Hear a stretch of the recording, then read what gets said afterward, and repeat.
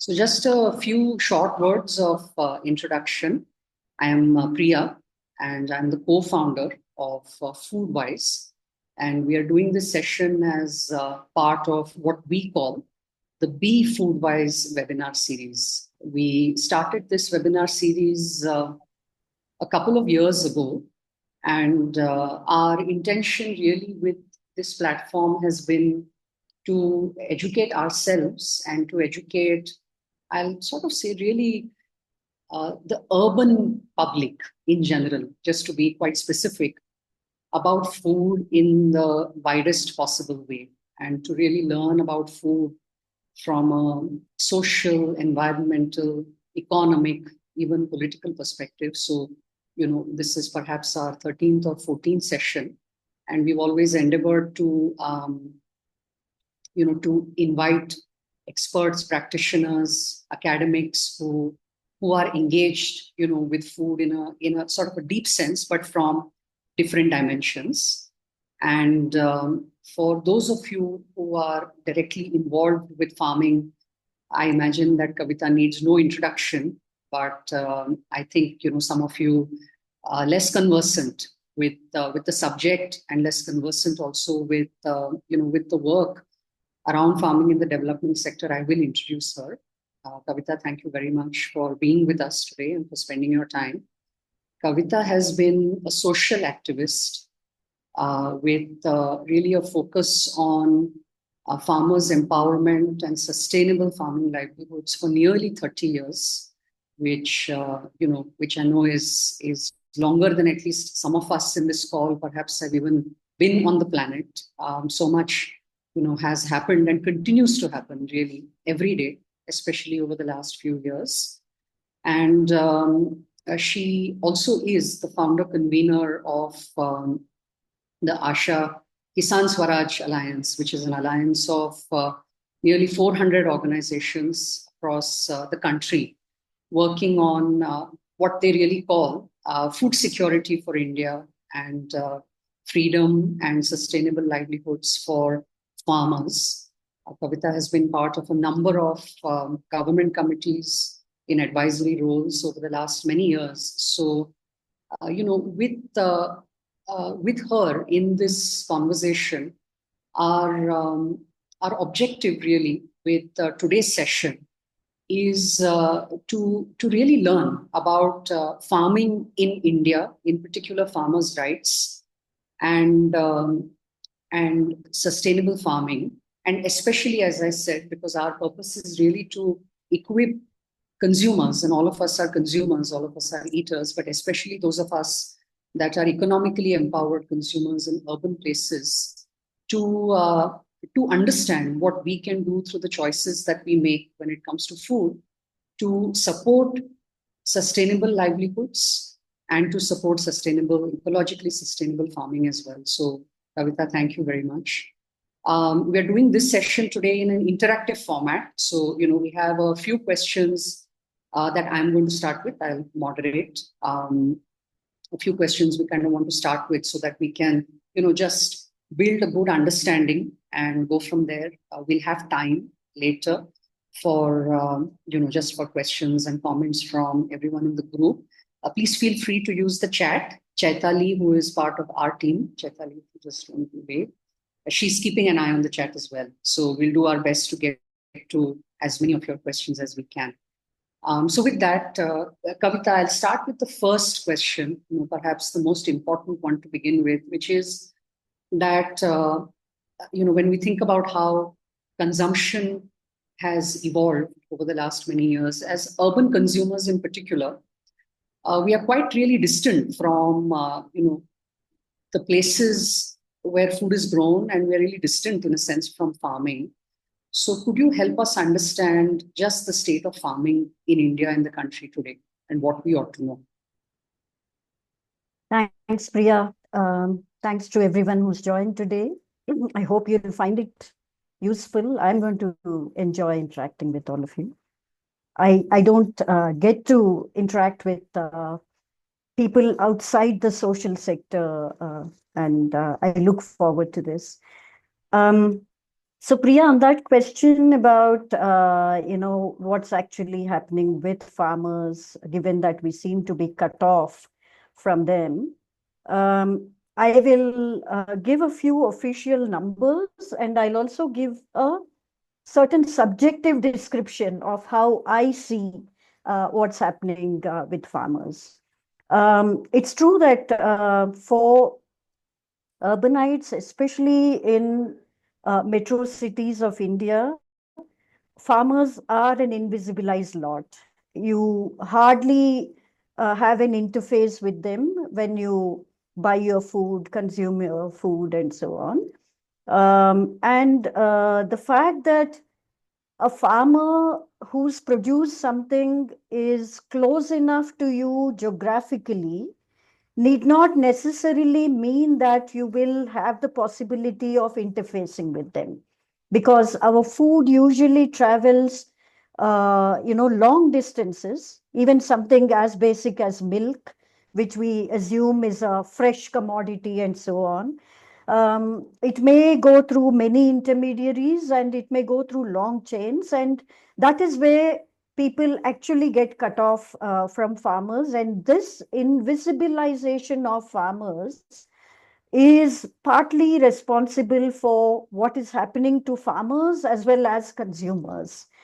So to give a few official numbers, and I assume that everyone here does know how to use some emoticons on Zoom call. I'd like to see how many of you spend about 150 rupees a day on some tea or coffee in your cafes. May I just see a show of hands? About 150. I saw Alice, thanks. Just one person.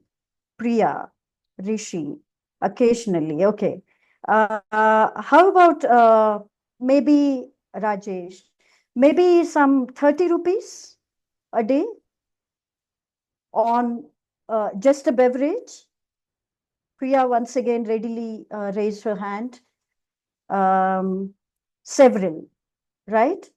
So official figures from what is called as the Situation Assessment Survey of agricultural households in India. This is something that the NSSO does in India. They report from 2019, which is slightly dated 6 years ago, show that from crop production, a majority of farmers per capita per day earn just about 30 rupees a day. Just about 30 rupees a day. And if you look at what they earn from various other sources, not just crop protection, because our imagination of a farmer might be producing a crop, which is crop cultivation. But a farmer might be earning by working in other people's lands, by a little remittance from the government, maybe some bit of livestock rearing, giving them some income from milk and so on. That's about 151 rupees. And that is the situation of the largest number of farmers in the country. And that is less than the legally mandated minimum wages of unskilled workers in this country. And the biggest set of bold entrepreneurs in this country are actually farmers. They are bold, they are hopeful, they never, actually shut shop. They continue season after season, season after season, whatever happens to them. It's one of the most riskiest professions. Nothing, no variable in this enterprise is in the control of farmers. Not the land that you inherit. If a factory owner doesn't think that a particular location is amenable for the enterprise, you may go looking for another location. But a farmer cannot move his or her business. The inherited land, the climate, the weather, the community in which you live, the caste in which you are born, your gender, everything is a given. The inputs that you use in current day farming, they are not in your control. Neither agriculture credit, nor labor, nor things that you buy like chemical pesticides, seeds, fertilizers, and so on. The production season is not in the control of the farmers because it may rain excessively, it may not rain, there may be a drought, anything can go wrong. These days, wild animal attacks, as the conflicts between human beings and animals are increasing all over the country. You have a beautiful crop that you have raised, but at the harvest time, you may have a flock of peacocks and other, something else coming and wiping out overnight. You go in the morning and you find that your crop has been destroyed. So during the production season, things are not in your control. And then after you harvest, when you go and want to sell something in the market, nothing in that market is in the control of the farmers. It's one of the riskiest professions, but no government, no one has ever thought of applying a concept called bankruptcy to this enterprise called farmers. There's nothing like limited liability. All of us in our cushy jobs in urban India don't have our personal assets and wealth being affected when our enterprises crash. But for farmers, it's an everyday reality. Their lands get auctioned, the gold that they have mortgaged gets auctioned, notices get placed outside their homes. So all of this is a reality. A large majority of farmers in India, the officially calculated number is about 14 crore households. 14 crore households are engaging in agriculture. Every household on an average is having about, let's say, 4.5 to 5 members in each household. The largest majority of these households, which is 83.5% of rural households in India, their average land holding, out of which they are eking out a living, is about 0.5 hectares of land, which is just about 1.25 acres. And imagine this situation where, may I ask one more time, do most of you depend on monthly income flows or maybe even weekly income flows? Can I see a show of hands on monthly income flows? Right?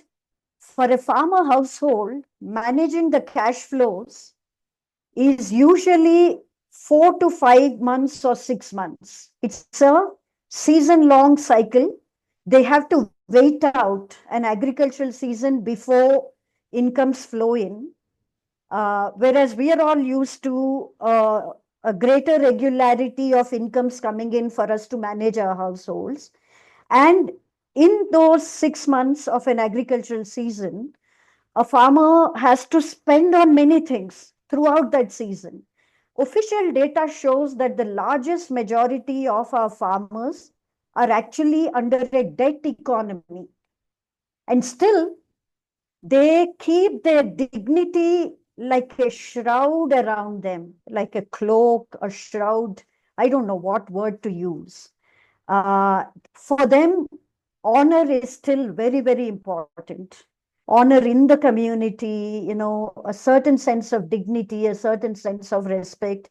Some of India's biggest industrialists who've run away from the country may not experience that word at all.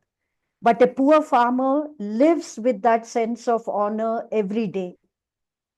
And there is a social pressure to live with that sense of honor. And there's all kinds of pressures, including caste-based pressure, class, gender, all those things. Suicides continue.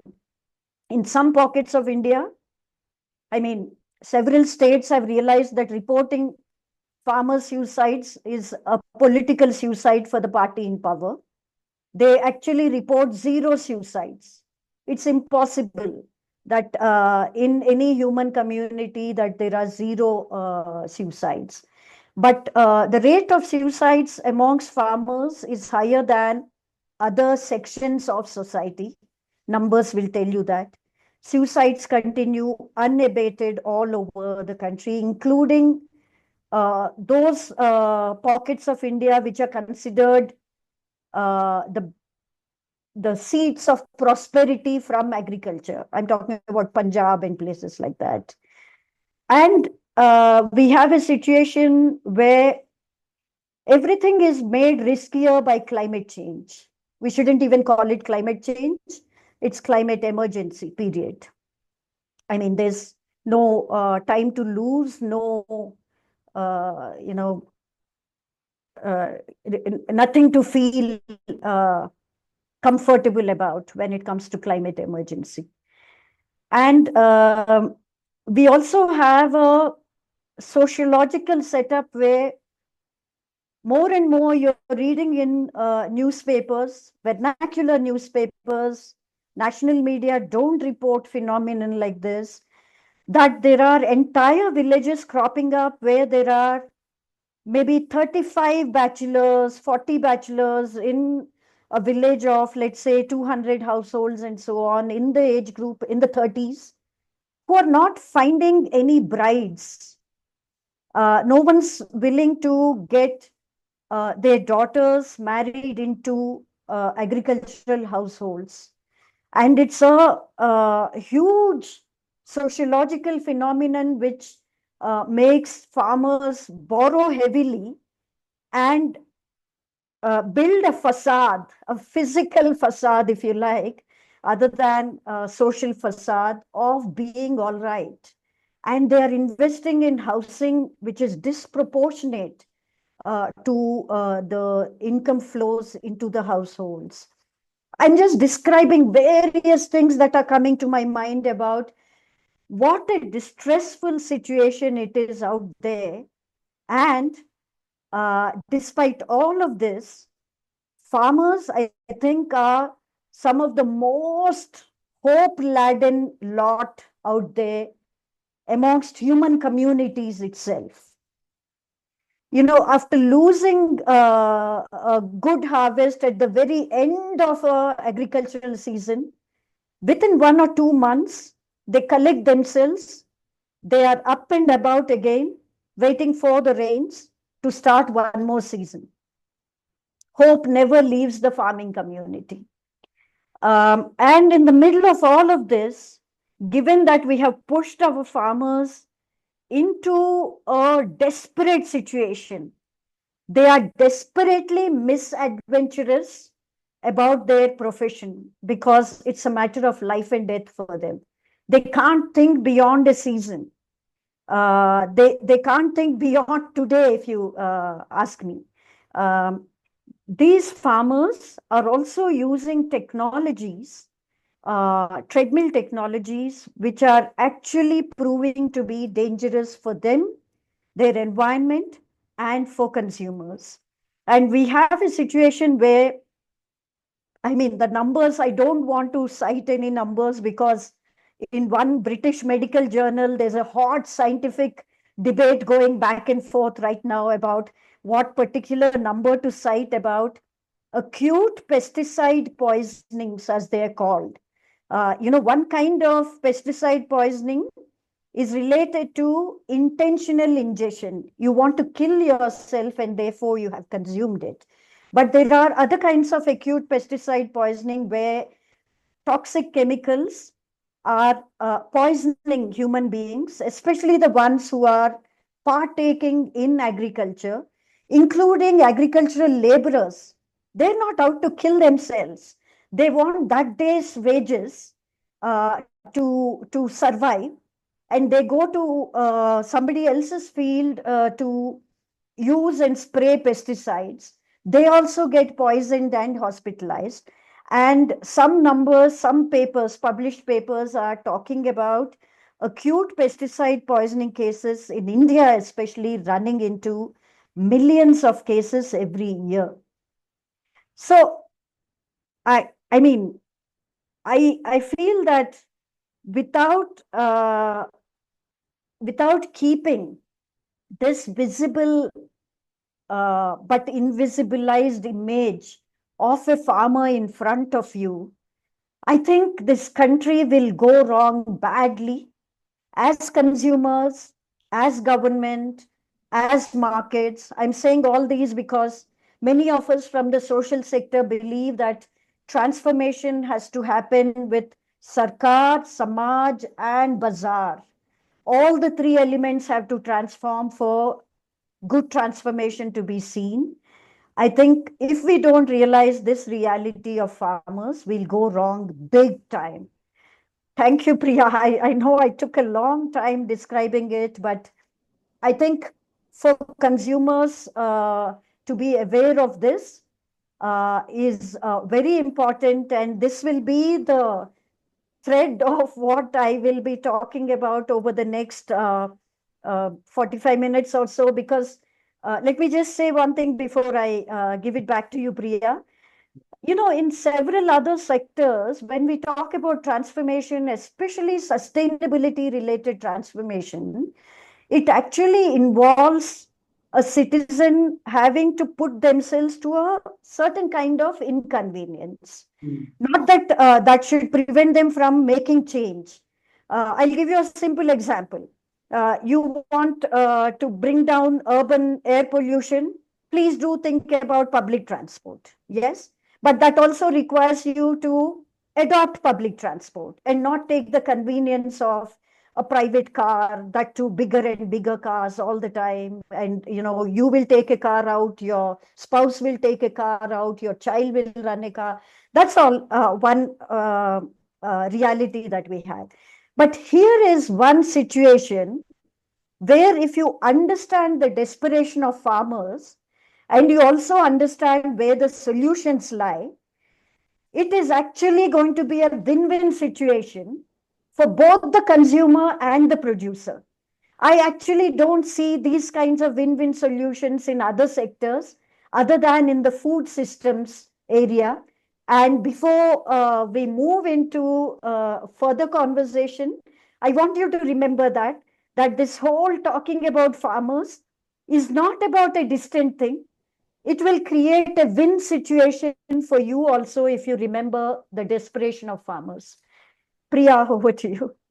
Thank you. Thank you for that, Kavita. And I think we recognize that this is a significant, it's a big topic even to understand, and it's multidimensional.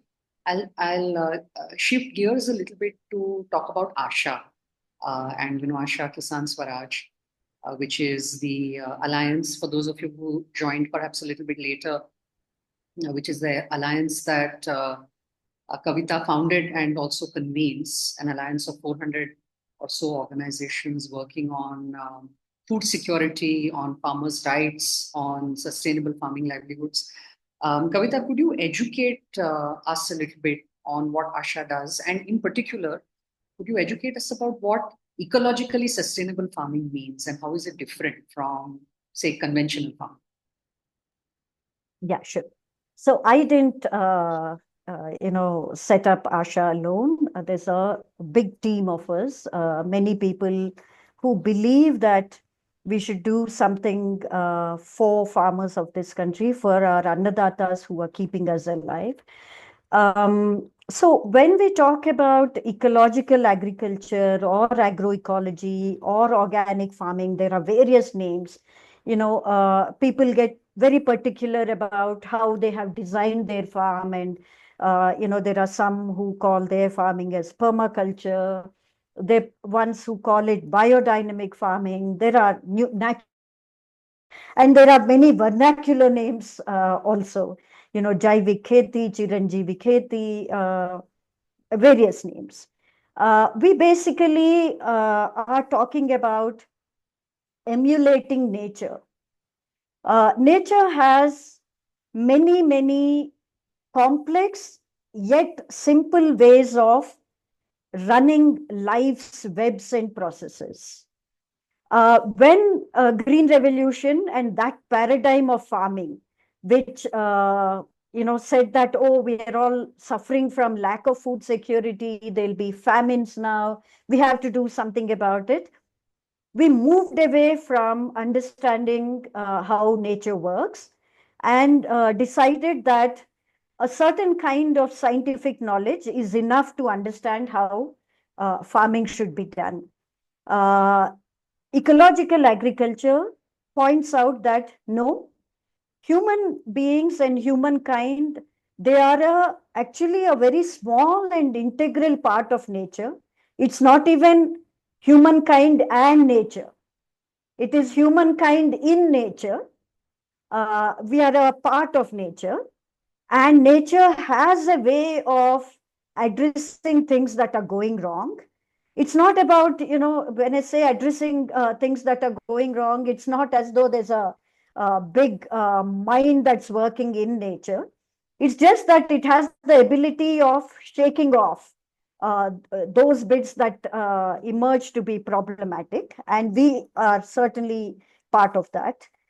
Whereas agriculture can indeed be redesigned to use nature's processes as well as nature's products. I mean, a neem tree out there is a free product that nature has given you. A custard apple plant out there is nature's product. Your cattle's dung and urine, with which you can create bio inputs for your farming, is nature's product. So the idea in agroecology is to understand the interconnectedness in nature of different life forms, and try and bring that sort of an ecosystem into your farm, and not just your farm, but going to higher and higher level into a whole landscape, into a whole region, and so on. This kind of farming understands that there's a deep connection between farmers, farming communities, forests, water, farms, and so on and so forth. It is trying to make sure that, it understands that at the core of all of this is diversity. Life's diversity is at the core of emulating nature. In fact, it talks about soil biology and the life within soil as the centerpiece of agroecology. And if you don't understand soil life, you would go wrong big time till the consumer health point. If you don't have good nutrients in your soil to begin with, the plant which is producing food is not likely to have the nutrients that human beings need. In fact, traditionally, our farming was about a farm having all kinds of things that will provide for the soil's food requirements or nutrition requirements, and the same kind of diversity coming into your thali. So, dal chawal is not just what we eat. You go to central India to this day, chawal is being grown in the rice paddy field, and dal, tur dal, is on the boundaries. Dal chawal is a cropping system. Similarly, if you grow millets, from that millet field, you'll get greens, you will get cereal, you will get your pulses, you will grow oil seeds with it. What the soil is getting in that mixed cropping system is exactly what will come to your plate also. And that is how it is about this so-called modern day rediscovery of One Health concept. Today, the UN talks about One Health, and it's something that links, soil health with people health to planetary health. And it's so simple. And that is agroecology, essentially. And for some of us, people in Asha and so on, agroecology is not just about the science of understanding diversity. It is also about the politics of sovereignty of a farmer and sovereignty of a country over its food. It is political. And please don't think that political means parties. Political is about autonomy, whether you have given up control on things or whether you have kept control. And this kind of diversity based farming is something that de risks agriculture for a farmer. You remember, I began by talking about how risky agriculture is. Whereas when you look at agroecology, it is actually de-risking farmers, and therefore it is something that helps them in the context of climate change. Thanks so much, Kavitha. And just at the beginning, I think it was perhaps even before we started, you and also Rahul were talking about how a chemical-free crop is being booked in advance by even rural consumers, not just urban consumers. So there is perhaps, a small section of consumer groups that's really starting to understand the importance. But I really wanted, for us to hear from you on how the food choices that we make in the cities, how they actually impact farmers and the environment, and what should we as consumers be mindful of? Well, I'll say it in just 4 words. I would say, what you're buying certainly impacts what is getting grown. And therefore be conscious. So what you really need to do is go organic. When I say organic, it doesn't have to be certified expensive organic in the most posh outlet out there. I would say eat diverse foods, especially traditional crops and traditional varieties of foods. They are actually more resilient. They'll help the farmer. They'll also help you. I would say go seasonal. Don't ask for things that are unseasonal. And I will say go as close to a farmer and a producer, go as direct in your consumption as possible. So organic, local, diverse, seasonal, direct. This is what I would think. And we could talk some more about it as we move forward. Yeah, and that's probably a good segue into the next question, which is, even we come across a lot of people, I'll say, who are very much like us, meaning very urban as such, very connected, to all sources of information. And many people want to buy directly from farmers, but don't necessarily know how or where to begin. Here in Bangalore, I might say perhaps it's relatively easier. There are some organizations, social enterprises or businesses that are very active, that are working directly with farmers. It may or may not be the case in every city. What would you suggest to someone? Where should you start if you do want to have a very short chain between yourself and who your food comes from? So I would think that, have a slab system, if you like, of how you will buy your food. Farmers' direct markets are the best.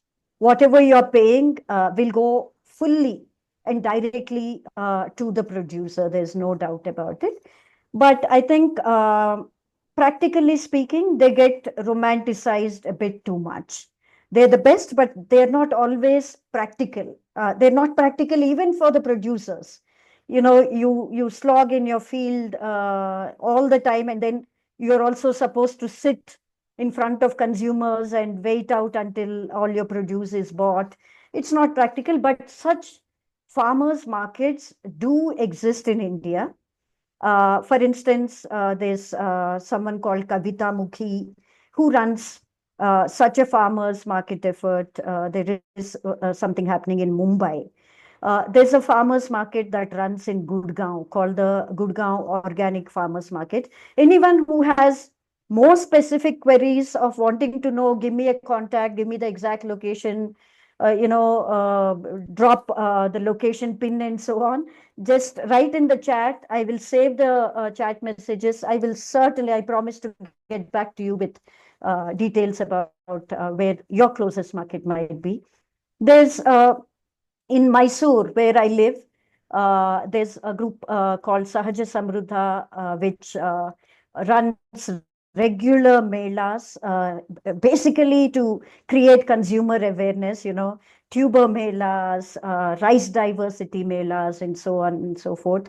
Here, we also have the organic bakehouse and cafe in Mysore. There's something called, Bhumi Sante in Bangalore. We have monthly markets that citizens platform, a not-for-profit platform called TNIVK, Tamil Nadu Iyarkai Velan Kutamaipu, runs in Chennai, in Madurai. There's Belgaum Organic Food Club. In Aurangabad, there's an organic bazaar. In Jaipur, there's a Gandhian organization that runs a weekly market. In Delhi, I think in Noida, if I'm not mistaken, Bijam, Sundar Nursery continues to have a organic bazaar. So there are these direct markets in different places. There aren't as many as one would like to see, but they exist. At least people around those places should go to these places. There are some annual events that some people organize, like the Bijotsav in Nagpur. There's something called Anant Mahotsav in Bhopal. You will get connected to groups which are facilitating farmer collectives to sell directly to consumers. Then there are community supported agriculture models, CSA models, where groups of producers are connected directly to 200 consumers and so on and so forth. For instance, there's Bhumi Basket in Mysore. There's a group called Navadarshanam, which caters to about 200 consumers of Bangalore. Here, urban consumers actually pay upfront. It is like providing easy credit to producers for growing what is good for the soil, for the producer, and for the consumer. But while all of these are far between, I think what is practically more possible are one step away retail shops, one step away from producers. And such retail shops exist. In Indiranagar in Bangalore, where I used to live, Green Earth was the nearest store. It's a store run from a garage, bulk vending, very little plastic packaging and so on. And, there are such places in Chennai, Organic Farmers Market, Organic Farmers Market in Chennai, Namma Farmers Market in Prakriti in Mysore, and so on and so forth.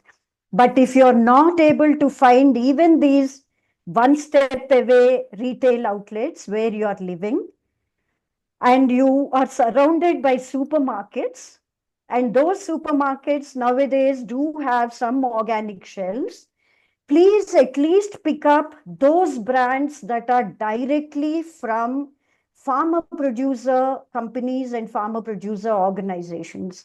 There are these very, very big brands. You don't have to buy from them.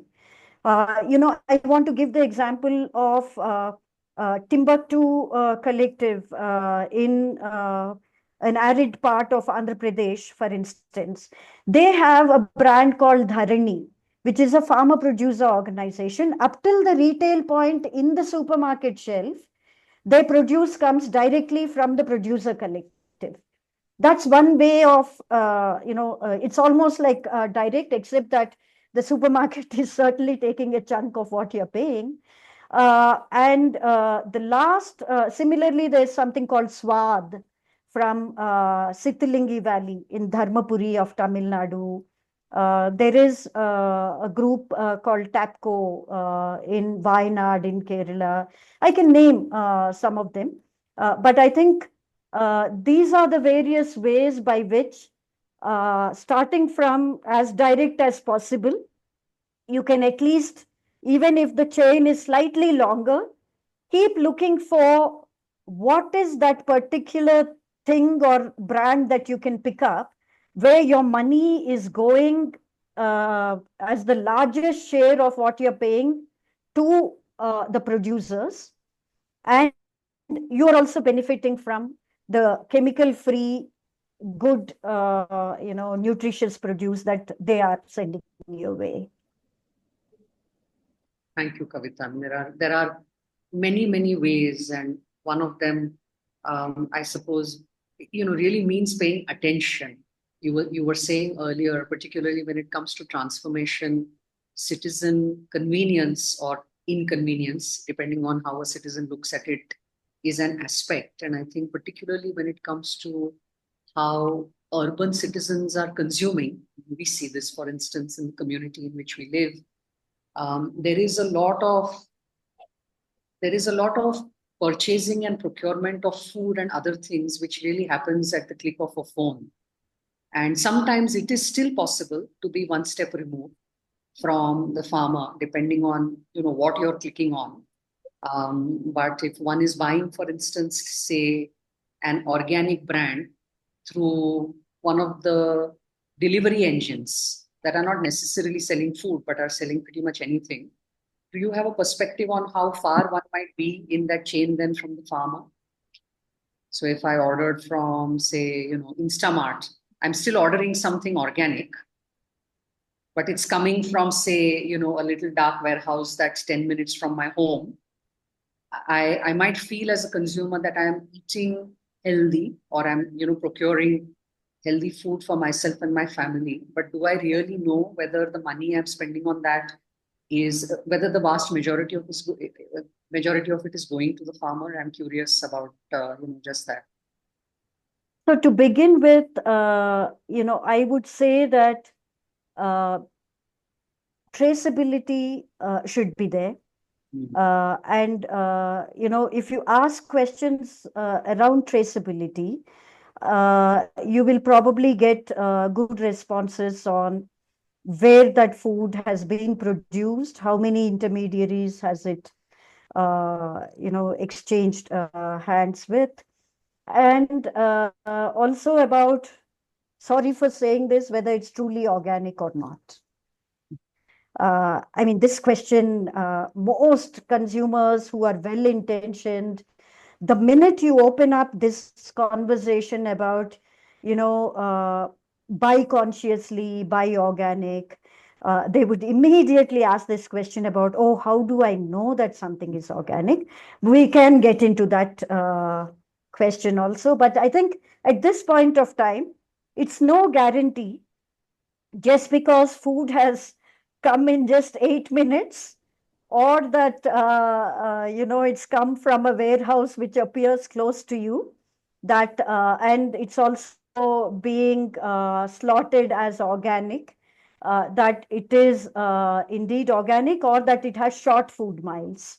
I'm not sure that's a solution at all, because I think even there, many of us do end up ordering unseasonal foods, for instance. Many of us do order things that are exotic, if you like, that we didn't actually grow up with. I mean, earlier, Priya, you did say that 30 years is ancient. But even if we look at the youngest person in this meeting today, they also are familiar with some things, and some other things are actually just coming in the recent past, some kinds of foods. So I would say that, being conscious about all the elements that I mentioned earlier, local, diverse, seasonal, direct, organic, non-chemical, I think that would help. That would help. Thank you. I'm going to kind of just, Kavitha, ask you a macro question. We've been talking about what we can do as consumers. And pertinent, perhaps particularly at this point of time, there has been so much activity over the last couple of years across the country on farmers' rights. Could you talk to us about what we should know about policies that are currently shaping farming, agriculture in India? What should we be what should we be paying attention to? I suppose even as we read newspapers or watch the news. Uh, that's a difficult and Yeah. tough question because it's a very, very vast subject. Mm. Even as we're speaking, everyone knows about the reciprocal tariff war that's underway, and that has a direct impact on Indian farmers, essentially because American agriculture is heavily subsidized. When Mm. India and other countries signed on to the WTO, they really didn't understand the game that Mm. developed world was playing.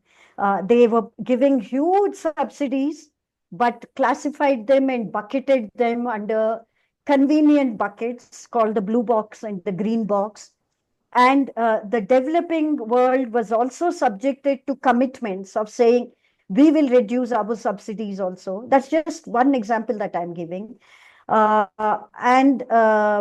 India signed on. There are some bound tariffs, all of those in the international trade rules.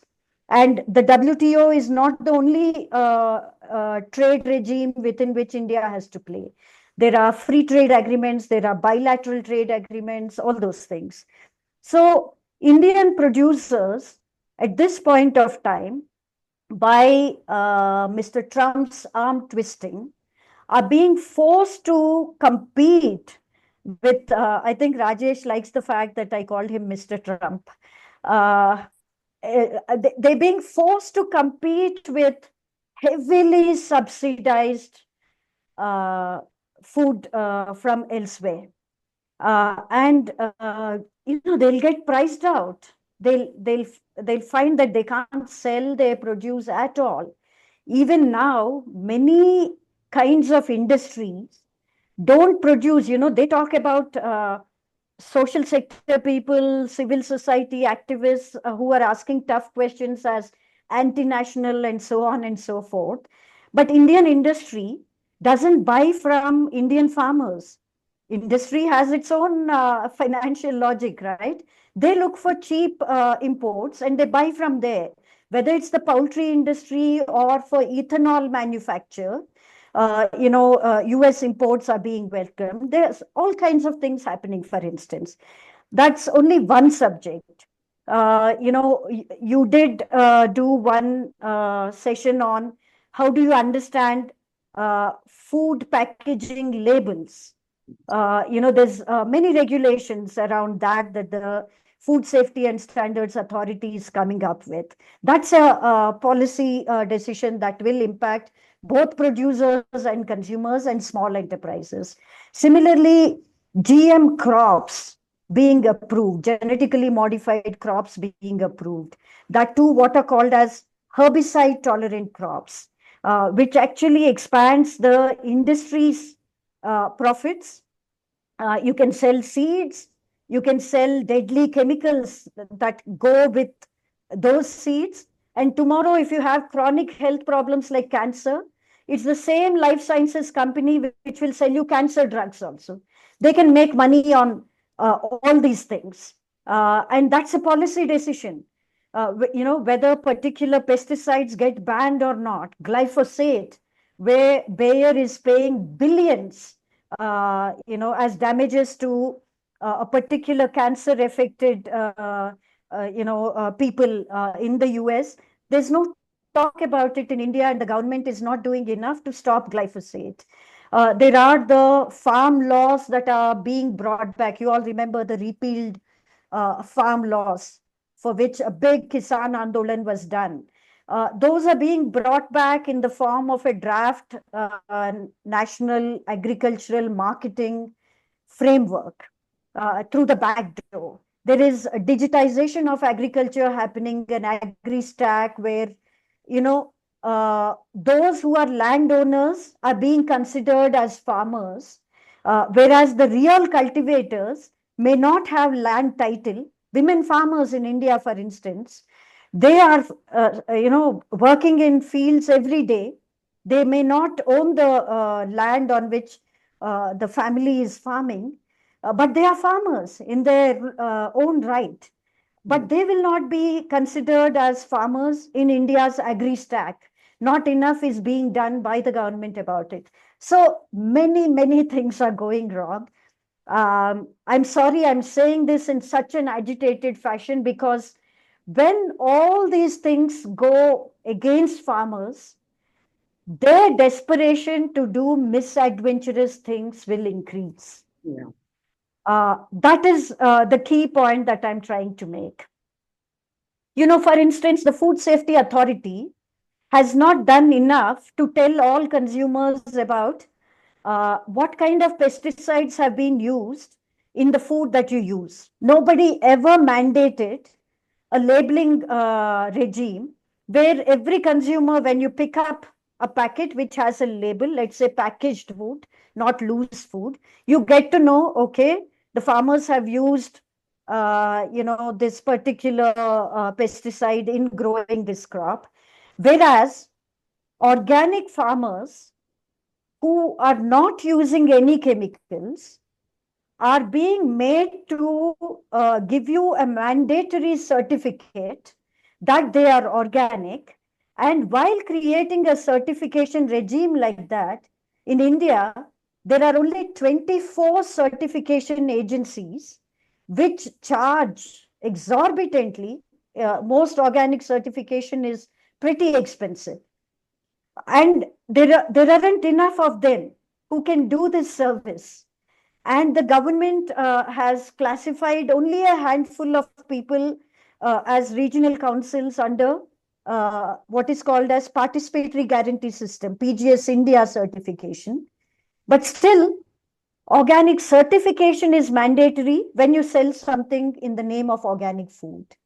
I understand that consumers need to know, but I'm saying that the government is not doing enough to protect those producers who are taking wise decisions in transforming how they produce their food. Yeah. Yeah. Thanks, Kavitha. And I must admit, even I hadn't quite, thought deeply enough um, about the fact that the label matters when you're trying to buy something chemical free, but that on the contrary, there is no label to indicate when something is not chemical free, particularly when you're buying, when you're buying fresh produce like vegetables and fruit and things like that. I'm going to perhaps ask Kavitha Priya, one. just one thing.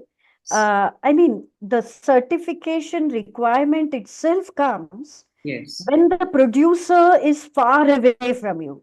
Hmm. And there are many people, therefore, you don't know whether something is truly organic or not. And therefore, you're waiting for someone else to come into the picture and say, look, I have policed over this farmer, if you like, and I can tell you on her or his behalf that she's truly organic.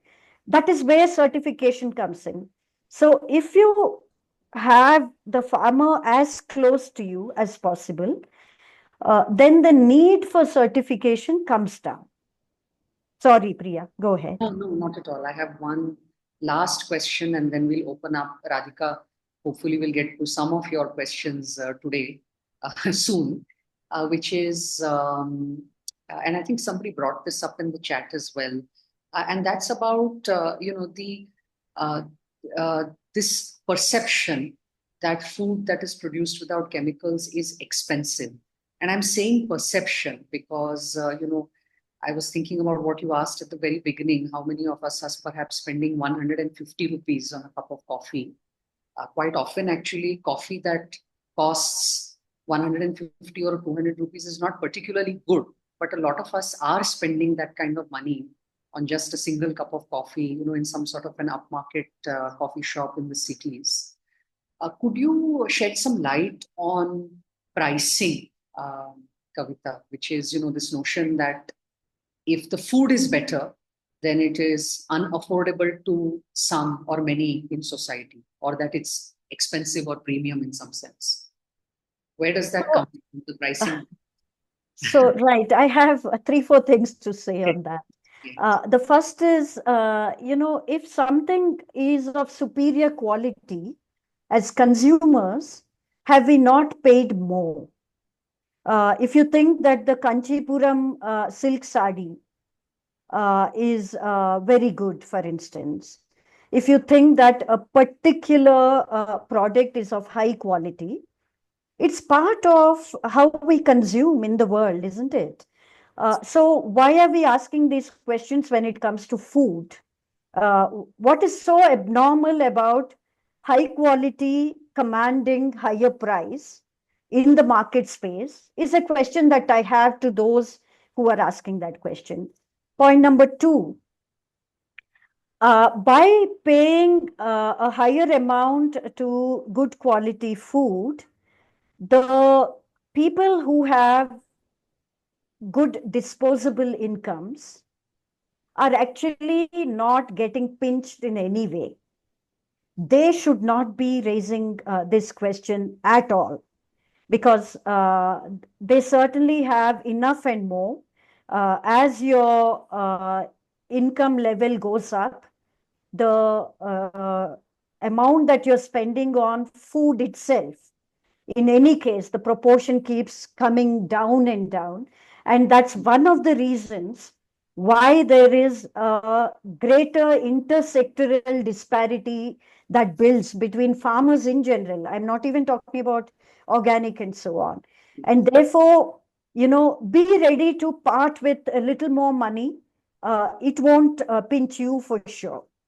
A third point that I want to make is that organic at this point of time doesn't have integrated supply chains. Mm. The regular supply chains are well oiled. Yes. You have a person who's a farm gate trader or a mandi operator who's purchasing from farmers, then it goes to wholesale markets, then other buyers are picking it up, processing, whatever. Those supply chains are integrated. In fact, their infrastructure also, it's not as good as it ought to be in any agricultural market. There are quite a few complaints that farmers as well as all of us have about those supply chains also, those markets also, those traders and the government policies also.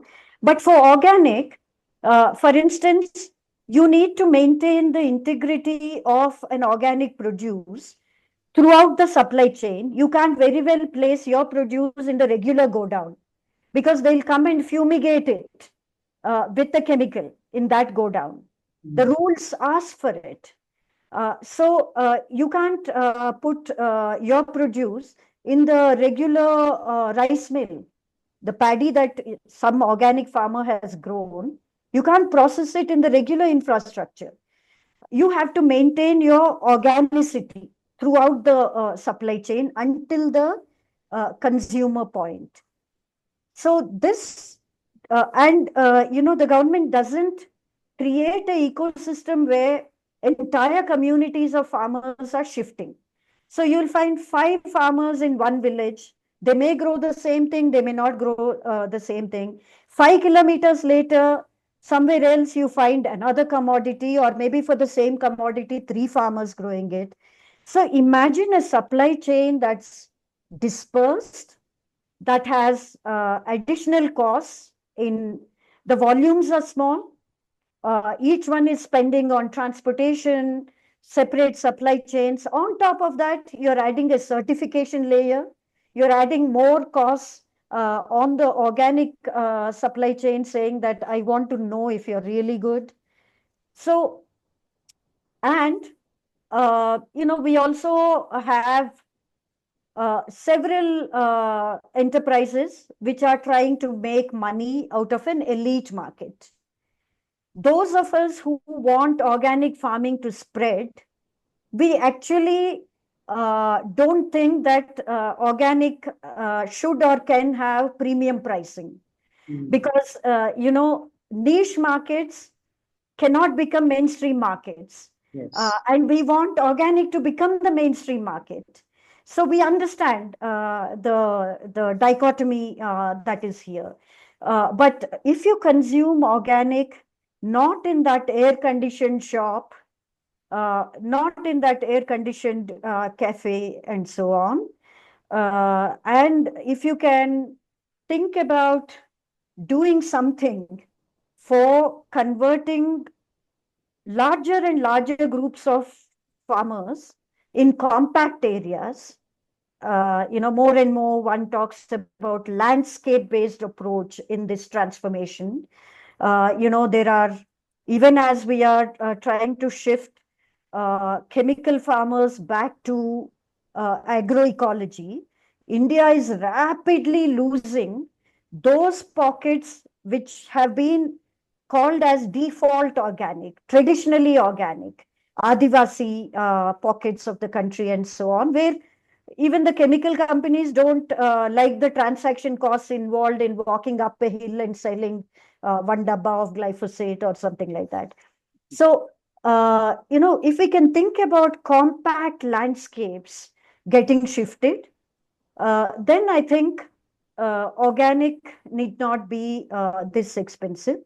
But most importantly, I think we need the government to invest on organic. Every chemical farmer per hectare gets a hidden subsidy. They may or may not know it, but on urea, on DAP, on complex fertilizers, there's a subsidy that the government is paying. Show me what organic farmers are getting. So these are all questions, and we can't just crib about organic being expensive. I think we should be thankful that some farmers are actually swimming against the tide. Yes. They are boldly saying, okay, you all go that way, you will go to a dead end. We know which is the way forward, and they are boldly treading that path. Without the state and the society and the market supporting them. Yes, yes. No, this is incredibly insightful, Kavitha.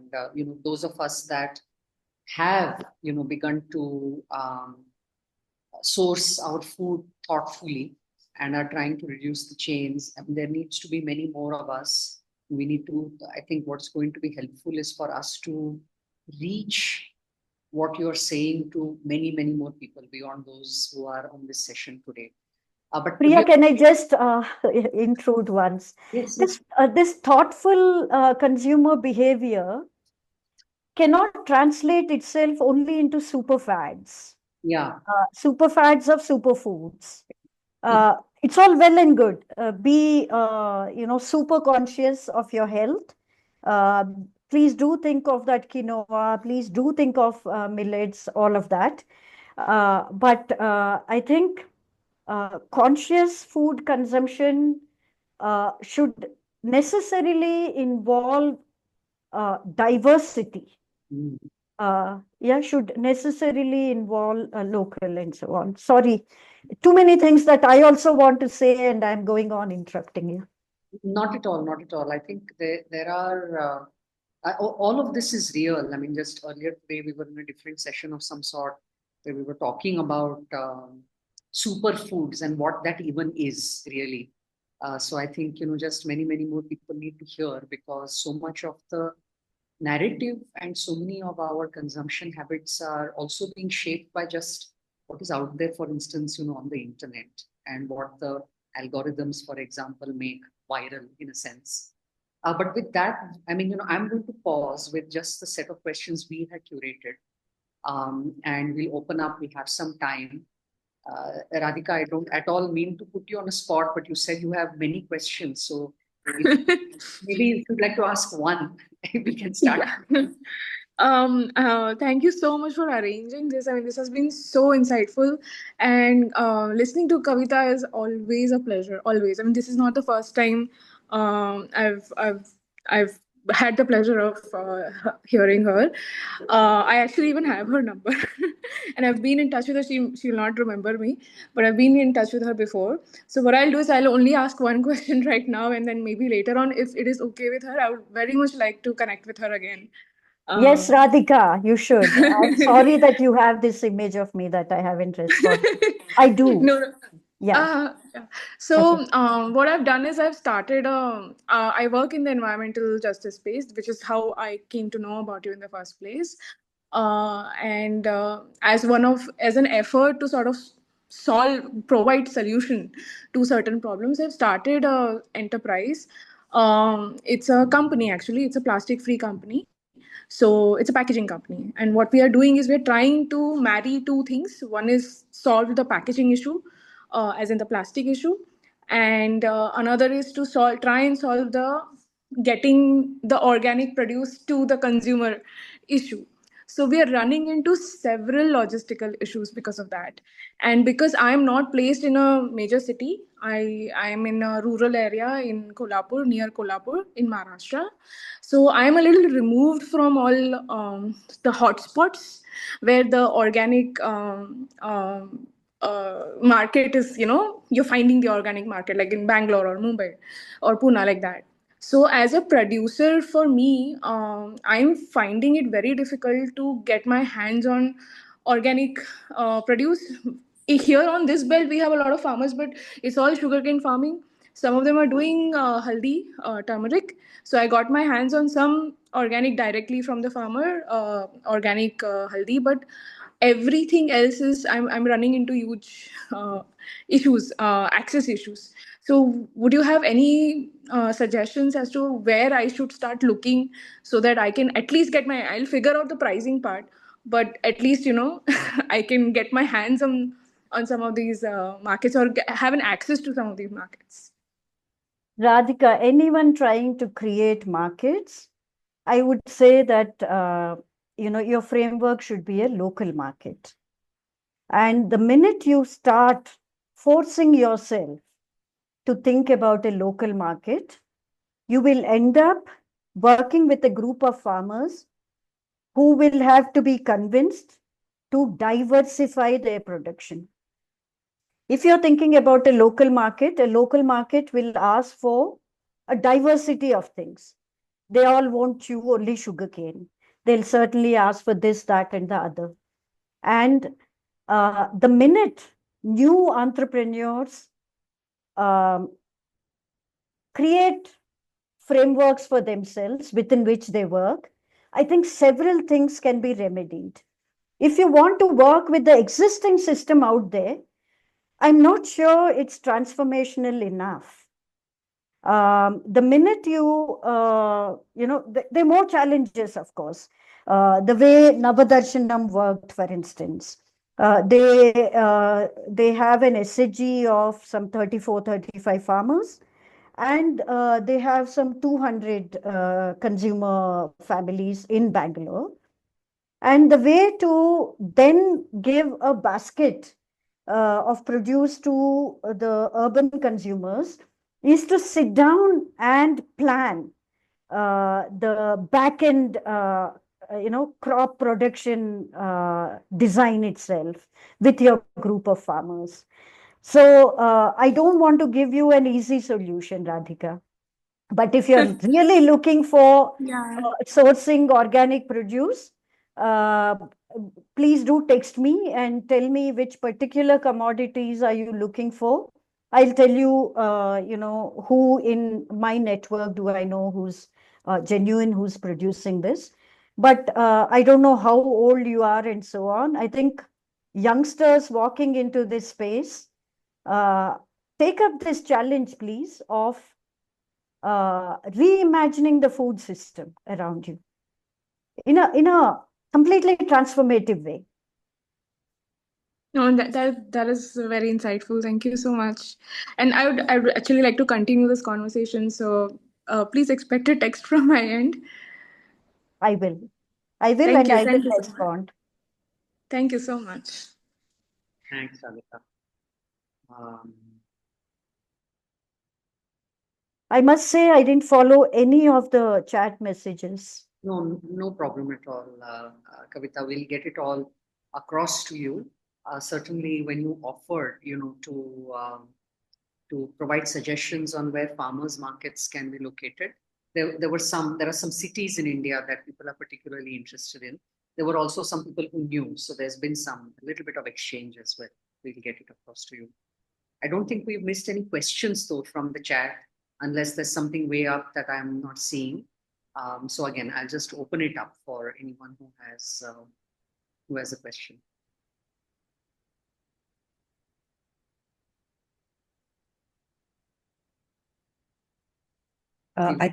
There were a few comments from Rishi on NGOs playing a role to educate farmers on how to do value add. And I don't know whether Rishi has dropped off, but there was a series of comments on that, of replicating success in one area.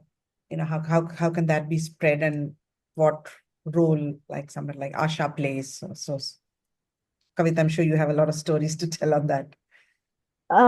Asha cannot take any credit for doing this directly with farmers, but partners associated with Asha, they work at the grassroots level. We are a platform of volunteers. We're not a legal entity. We are not registered. No employees, no funds, no bank account, nothing. But we work very hard.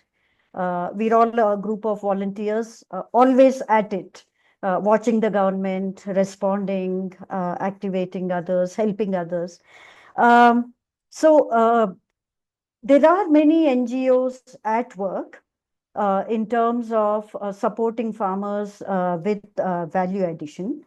But very often these efforts fall short of real results and outcomes, because very often you don't think about end-to-end solutions. Somebody's trying to help farmers with, let's say, just skill and knowledge building around value addition, but you don't actually set up, you don't invest in an enterprise coming up. You do some trainings and you think it will result in something. Similarly, somebody is doing something on millets, popularizes in a local area, but you don't set up millet processing units, then that would actually be wrong thing to do to rural women who have to do manual processing and so on. And as a feminist, one wouldn't want to advocate for that. So the things that are remaining as gaps in several of these initiatives, and I think India's civil society is learning the value of collaboration. Earlier NGOs used to do solo work, if you like. They would say, oh, we are in these 20 villages, and we will work with villagers in this area. But now I think there's a greater understanding about how different entities with complementarity are required, and collaborations are actually happening on the ground, which is very, very welcome. And I think hopefully things will change in this sector. Thanks, Kavitha. There's a question from Rekha, and then Rajesh, I see your hand is raised. So after that question, we can come to you. So Rekha's question is, what is your view on mechanization, especially in the context of ecological agriculture? So it's a nuanced sort of a response, Rekha. We do want implements and tools that will remove drudgery from farming, but we don't want employment replacing mechanization. So it's a fine balance to be had. That's a short answer. And many machines. Take your time. Many machines that have been created in a particular intensive agriculture paradigm, they operate in monocropped fields only. Whereas in this kind of agriculture, we're talking about polycropping to the extent that, when you walk, you might be stepping on some of those creepers, something on the ground, something that has gone up the jowar stalk. So, there's no easy mechanization solution in a multi-cropped field. Thank you, Kavitha. Rajesh, you have your hand raised. Yeah, am I audible? Yes, we can hear you. Okay, thanks. So I just want to go back to that comment on organic and it being looked at as a little elitist for the moment. How is it that it can actually come out of this trapping or self-made or self-imposed, elitist image and make it more commonplace? And from a social point of view, I mean, let's say somebody like our buy or our drivers or somebody like that, how can they be kind of convinced to buy and eat organic? So, in the imagination that we have of local markets, that will create markets that are affordable and accessible to rural consumers. The largest set of consumers in India to this day are actually producers.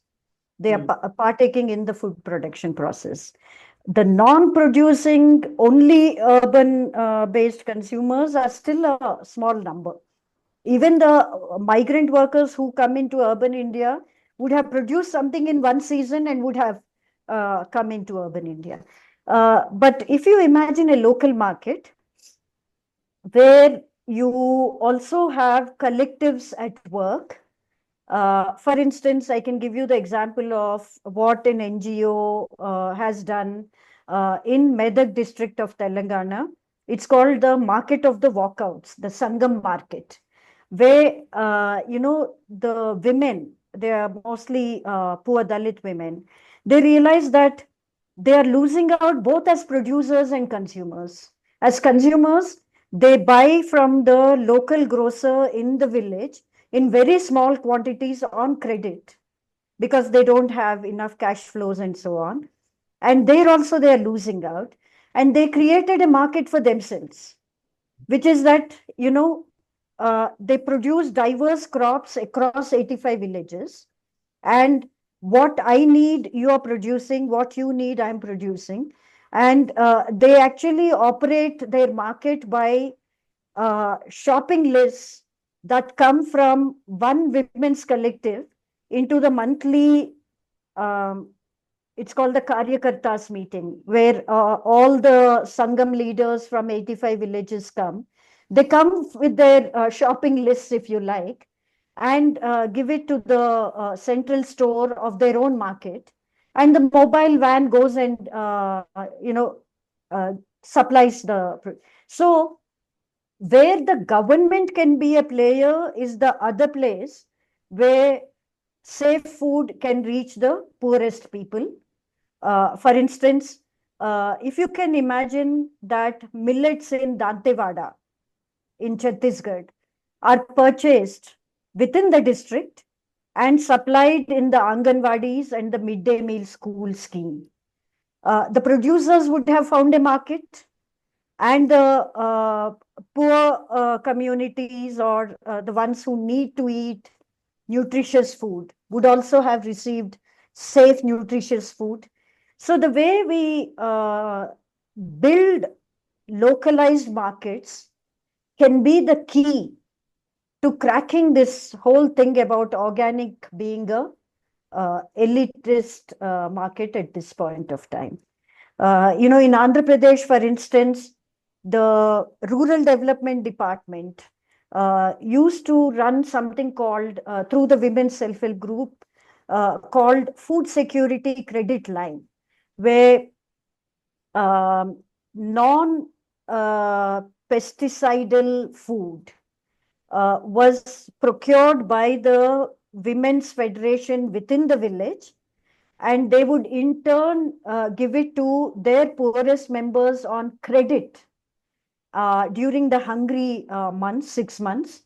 And that household had the space to repay what they had borrowed in kind throughout the year in an interest-free manner in small installments. So you have taken care of a local market for the producer. You made sure that the poorest consumers had it, and it's a community mechanism where from within their savings corpus, a women's group is purchasing from producers, giving it to their own members, and collecting it back over a longer period of time. We have to imagine creatively, and the solutions lie right there. Wonderful. Kavitha, I'm going to ask one final question. It is from Chaitali. I think it's quite maybe also the right question to end on, profound in some sense. Chaitali, would you like to ask yourself? I mean, I'm happy to read it out, but you're right here. Maybe you want to read your own question. Thank you, Priya, and thank you, Kavitha, for this inspiring session. I have this future of agriculture anxiety, which is why I choose to stay closer to the soil as much as I can.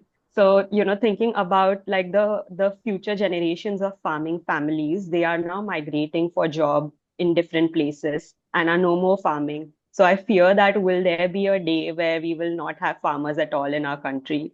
And I know that, coming from a privileged background, it's not fair for me to expect that others must stay into the villages just for the sake of the future generations. So how can one approach to this concern in a more meaningful and a thoughtful manner, and especially as younger people? Well, there are some folks who are trying to thrust what's called as Industrial Revolution 4.0 onto India, where robotics, artificial intelligence, various things are brought into farming to take it possibly to some version of farmerless farming. But I don't think it's practically going to happen in India. In the recent past, official data, what's called PLFS data, is showing that over the past 3 years or so, 5.6 crore farmers got added to the agriculture sector in India. This addition is not because population is growing. It is because other sectors have jobless growth. And the manufacturing sector, in any case, is somewhat flailing in India. I see Rajesh doing that. The services sector, if it is posting good growth, it is jobless growth. And in India, more than anywhere else, farmers are being compelled to remain in the agriculture sector. The last time that this country did a census was way back in 2011, unfortunately. After that, there's been no census. But the 2011 census clearly gave us numbers that showed that on a daily basis, on an average, every day, 3,500 farmers are quitting agriculture. But you know what? Where they are going? They're going into agriculture, but as agricultural laborers. Other sectors have no space for these crores of Indians. And therefore, it becomes our responsibility not to make it so difficult for them to live in the sector that they have been, one calls them as the Abhimanyu's Chakravyuha. They're stuck there. And therefore, it falls upon all of us to figure out whether they can have dignified livelihoods rather than make life difficult for them and push them out, but there's nowhere else to go.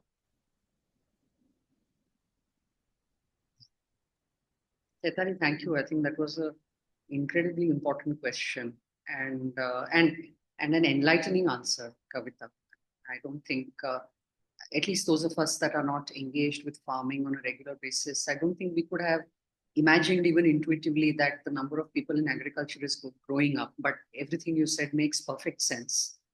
Because from the industry sectors that we have been involved in or worked in, we also know what jobless industry growth means.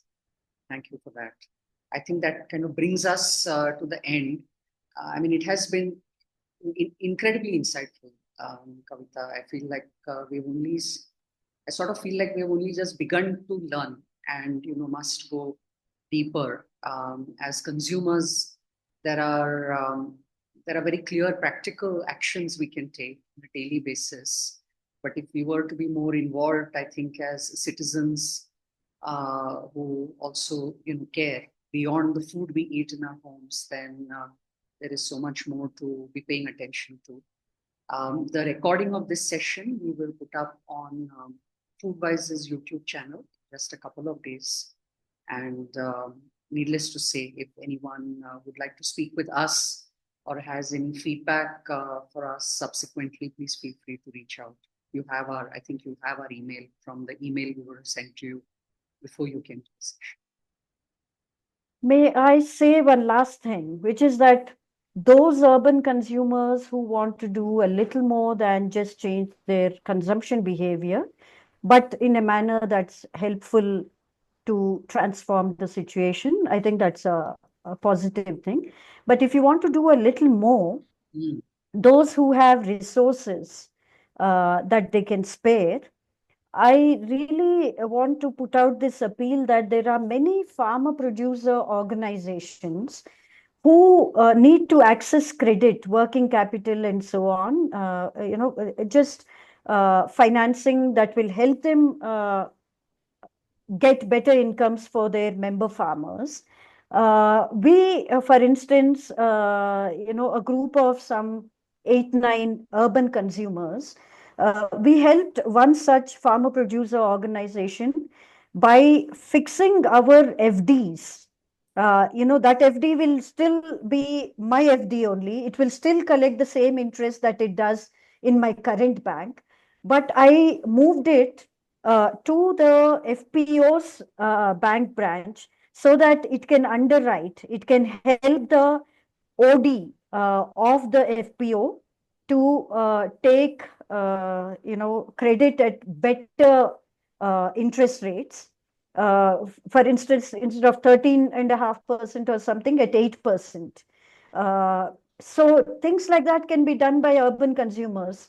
You won't even know that you have put 5 lakhs somewhere, but a lot of farmers will actually benefit from something like that. Things like these can be done by urban consumers also. Yes, going a step further with resources that many of us are actually able to spend. Thank you for this session, and thanks for inviting me. Lovely interacting with all of you. Thank you so much, Kavitha. Thanks everyone for joining. Thank Bye-bye. you. Thank you Thank so you. much. Thank you. Bye-bye.